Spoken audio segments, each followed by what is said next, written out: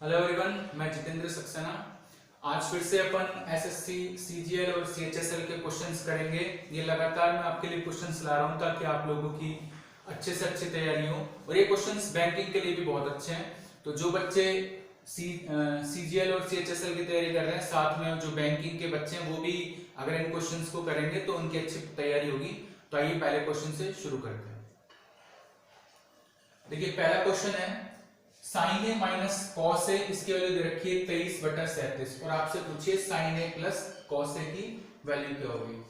तो dear students, इसको करने के काफी तरीके हैं। देखिए एक तरीका तो ये हो सकता है, आप इसका स्क्वायर करेंगे और इसका स्क्वायर करेंगे, फिर आप वैल्यू निकालेंगे।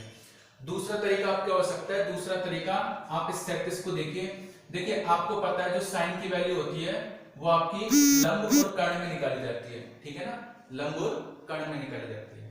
तो जाहिर सी बात है नीचे हाइपोटेनस यानी कि आपका कर्ण है। और इसी तरीके से जब आप कॉस की वैल्यू निकालोगे तो आप ऊपर आधार लिखोगे यानी बेस लिखोगे, नीचे आप लिखोगे कर्ण यानी हाइपोटेनस लिखोगे।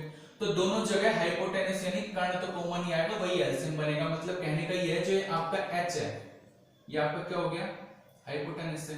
तो वो इसके नीचे भी आएगा, वो इसके नीचे भी आएगा। मतलब जो भी आपका आंसर होगा उसमें 37 तो नीचे आएगा ही आएगा। मतलब ये ऑप्शन तो हो ही नहीं सकता है, देख के बता दोगे आप। दूसरी बात, साइन ए में से कॉस ए माइनस कर रहे हो तब आप 23 ला रहे हो। यहां पर तो जोड़ना है, यहां पर तो आपको माइनस करना है। तो माइनस करने के बाद 23 है, तो जोड़ने के बाद जो भी है वो 23 से तो बड़ा ही आएगा। तो 23 तो आएगा ही नहीं, इसको भी हटा दीजिए आप। यानी कि अब आपके पास दो ऑप्शन रह गए हैं, इनमें से आपका आंसर होगा। अब देखिए कैसे करेंगे ये। अगर आप ध्यान से देख रहे हैं तो 12, 35 और 37 ये एक ट्रिपलेट होते हैं, ठीक है। तो अगर साइन ए की वैल्यू 35/37 है और साइन कॉस ए की वैल्यू 12/37 है, तो 35 में से जब आप 12 कम करेंगे तो 23 ही आ जाएगा। भाई 23 कैसे आ सकता है, आप 35 में से 12 कम करोगे और नीचे इसके भी 37 है और नीचे इसके भी 37 है, तो 37 एलसीएम में आ जाएगा। तो ठीक यहाँ पर भी कर दीजिए, यहाँ पर 35 यहाँ पर 12, तो 35 और 12 को जोड़ दीजिए 47 और नीचे तो 37 रहने वाला है। तो ऑप्शन नंबर जो ए है उसका राइट आंसर होगा। देखिए क्वेश्चन नंबर 2 इस तरह से दिया है, ये आपको एक क्वाड्रेंट दिया है, चतुर्थांश, जो वृत्त का चौथा हिस्सा होता है वो आपका चतुर्थांश क्वाड्रेंट कहलाता है, ठीक है। और आपसे पूछा है इस छायांकित भाग का क्षेत्रफल क्या होगा। मतलब ये जो हिस्सा है इसका हिस्सा बताना है, इसका क्षेत्रफल आपको बताना है, इसका एरिया आपको बताना है। तो एक चीज ध्यान से देखिए, मैंने जैसे आपको कहा ये चतुर्थांश है, क्वाड्रेंट है, चौथा हिस्सा है वृत्त का। तो आपको ये पता है कि वृत्त के अंदर जो केंद्र है उस पर 360 डिग्री का कोण बनता है। अभी अगर चौथा हिस्सा है तो 4 से आप भाग देंगे तो यहाँ पर तो 90 डिग्री का एंगल ही बनेगा। मतलब सवाल में थीटा जो है वो आपको 90 दे रखा है, ठीक है। और ये चीज देखिए आप, ये वृत्त की त्रिज्या तो है, अगर इसको मैं पूरा बना दूं तो ये वृत्त की त्रिज्या रह जाएगी। मतलब r आपको कितना दे रखा है, वो आपको दे रखा है 4 सेंटीमीटर।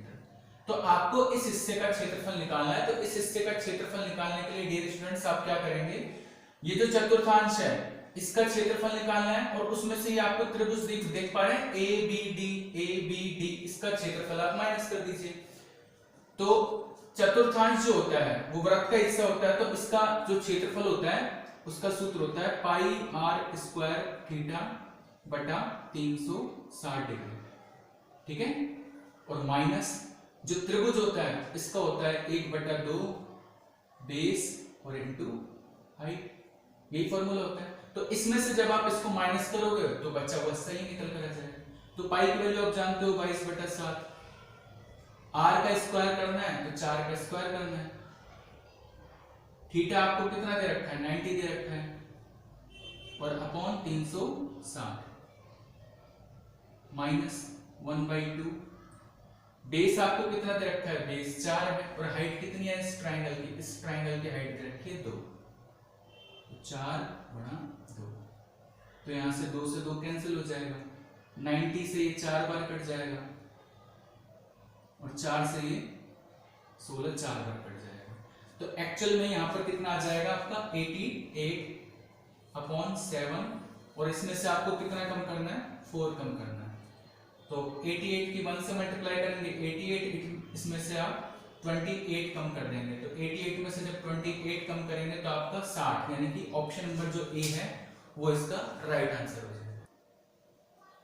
ठीक है, अगला क्वेश्चन आपसे पूछा है कि b प्लस सी की वैल्यू ax है, c प्लस a की वैल्यू by है और a प्लस b की वैल्यू cz है। ठीक है, और आपसे इसकी वैल्यू पूछी है इन ऑप्शनों में देके।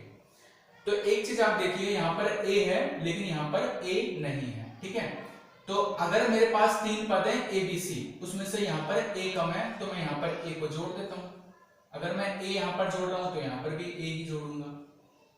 यहाँ पर मैंने a जोड़ा, यहाँ पर मेरे पास b नहीं है, मैंने यहाँ पर b जोड़ा, यहाँ पर भी मैं b जोड़ दूंगा।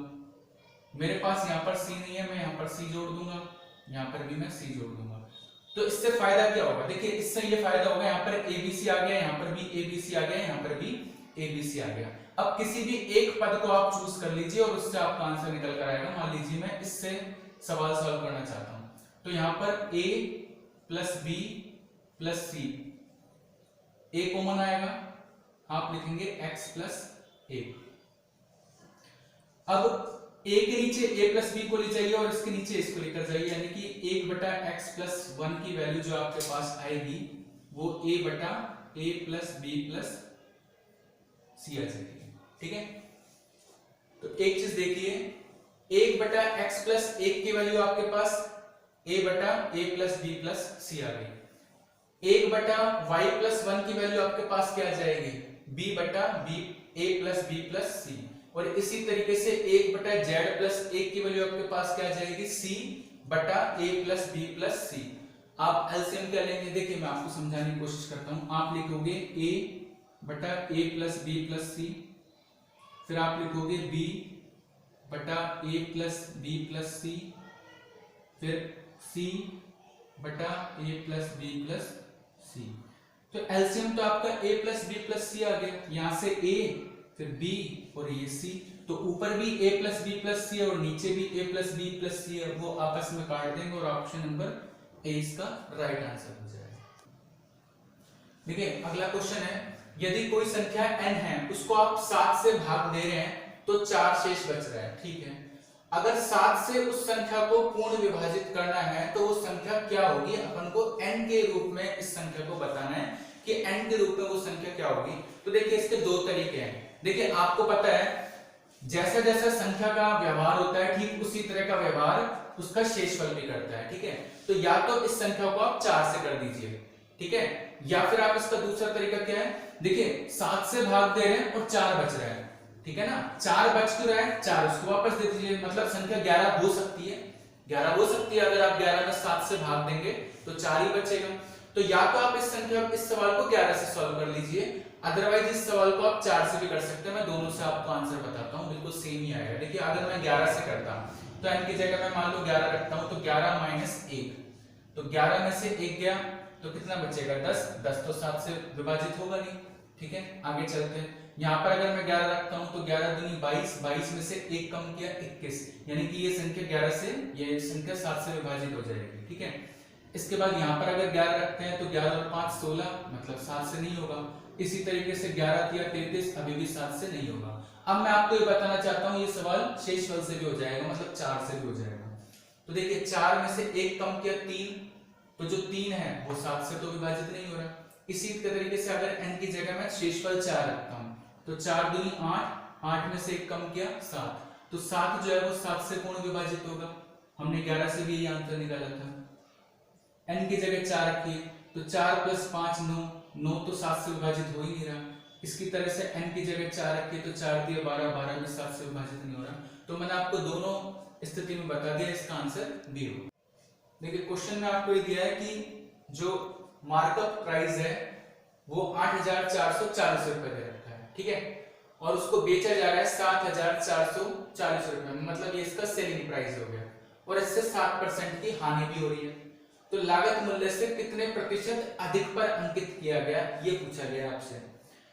तो अगर 7% की हानि हो रही है तो आप ऐसा मान लीजिए जैसे 100 रुपए उसका सीपी है, कॉस्ट प्राइस है, अब उसको बेचा गया 7% लॉस पे बेचा गया है तो वो 93 में बिका होगा, ठीक है।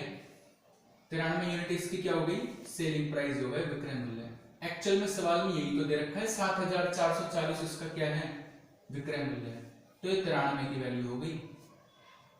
अब 1 यूनिट की वैल्यू कितनी आ जाएगी, तो यहां से 80 रुपीज आ जाएगा। तो जब 1 की वैल्यू इतनी है तो 100 की वैल्यू कितनी हो जाएगी, तो आप कहोगे सर 8000 रुपए इसकी कॉस्ट प्राइस हो गई। लेकिन आपसे कॉस्ट प्राइस नहीं पूछी गई है, आपसे पूछा है कि कॉस्ट प्राइस है उससे कितना % अधिक अंकित किया गया, कितना अधिक मार्कअप किया है। तो 8000 की चीज को आपने मार्कअप कितना किया है, 8440। तो कितना ज्यादा किया है 8000 से, तो आप कहोगे 440 ज्यादा अंकित किया है।